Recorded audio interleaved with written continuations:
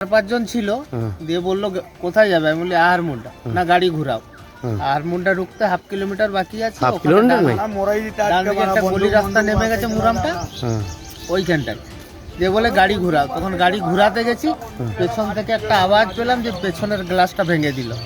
আটুপাটু গাড়িটা ঘুরিয়েছি, দুল জাল করে ডাইনে বাঁয়ে গ্লাসগুলো শাটারগুলো ভাঙতে শুরু করলো।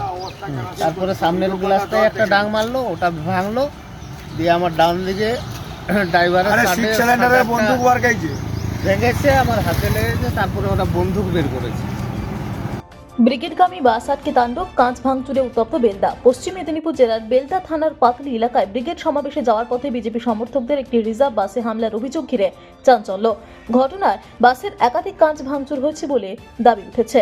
স্থানীয় সূত্রে জানা গিয়েছে, শনিবার ভোর প্রায় 5:30টা নাগাদ ব্রিগেড সমাবেশে যোগ দিতে বিজেপি কর্মী সমর্থকদের নিয়ে বেসরকারি রুটের বাস রওনা দেয়। বাসটি আহারমুন্ডা এলাকার দিকে যাচ্ছিল। অভিযোগ, সেই সময় কয়েকজন যুবক বাইকে করে এসে বাসটিকে আটকে দেয়। বাসের চালকের কাছে জানতে চাই কোথায় যাচ্ছে। চালক ব্রিগেডে বিজেপির কর্মসূচিতে যাওয়ার কথা জানাতেই অতর্কিতে হামলা চালানো হয় বলে অভিযোগ।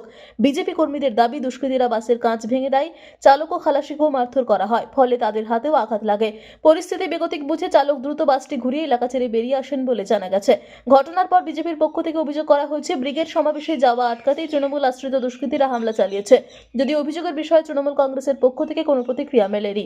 ঘটনাকে ঘিরে এলাকায় রাজনৈতিক উত্তেজনা, পুলিশ বিষয়টি খতিয়ে দেখছে। বিধানসভার বেল্লা 18 অঞ্চল থেকে যে ব্রিগেডে যাওয়ার যে বাস ছিল, সেই বাসটি যখন আমাদের কর্মীদের নেওয়ার জন্য ঢুকে, ঠিক সেই মুহূর্তে বেল্লা 18 অঞ্চলের নেতৃত্ব দিলীপ দে, দানিশ রহমান, 7 নম্বর কাশীপুরের নেতৃত্ব তুষার বেরা, এদের নেতৃত্বে এদের লোকজন, এদের বাড়ির আত্মীয় স্বজন বাসের ওপরে হামলা করে, বাস ভাঙচুর করে, এমনকি বন্দুক ঠেকিয়ে বাসের ড্রাইভারের মাথায় বাসটি ফেরত পাঠায়। হার নিশ্চিত, তৃণমূল কংগ্রেস থাকবে না।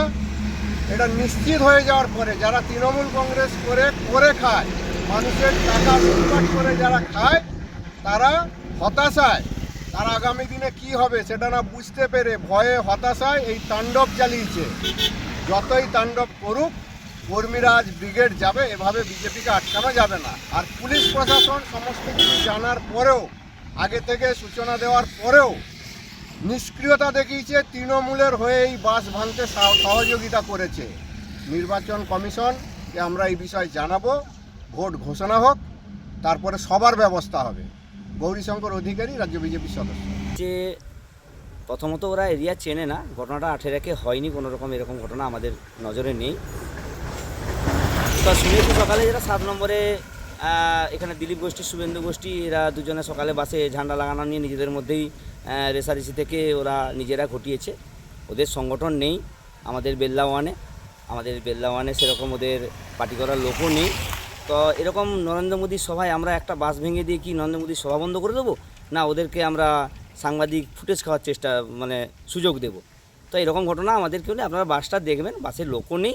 এরকম বাস ভাঙার ঘটনা আমাদের নাম যদি কেউ জড়িয়ে থাকে, আমাদেরকে উদ্দেশ্য প্রণোদিতভাবে, আমরা যেহেতু স্বচ্ছ রাজনীতি করি, আমাদেরকে কালিমালিপ্ত করার একটা চক্রান্ত চলছে। এর বাইরে অন্য কিছু না। আমাদের বেল্লা ওয়ান থেকে তো আরও একটা বাস গেছে 20-25 জন নিয়ে, তো বাসটা ভাঙতে হলে আমরা বেল্লা ওয়ানের বাসটা ভাঙতাম না? তো সেই জায়গায় আমাদের এই ব্যাপারে আমরা কেউ জড়িত নয়, বা আমাদের দলও জড়িত নয়, বা আমিও জড়িত নয়। এগুলো আমাদেরকে ইলেকশন আসছে, মানুষের কাছে ঈর্ষান্বিতভাবে, যেহেতু আমার একটা জনপ্রিয়তা রয়েছে, সেই জন্য আমাকে কালিমালিপ্ত করার চক্রান্ত চলছে। কী নাম আপনার? দিলীপ দে। কী দায়িত্বে আছেন? বেল্লা ওয়ানের চেয়ারম্যান।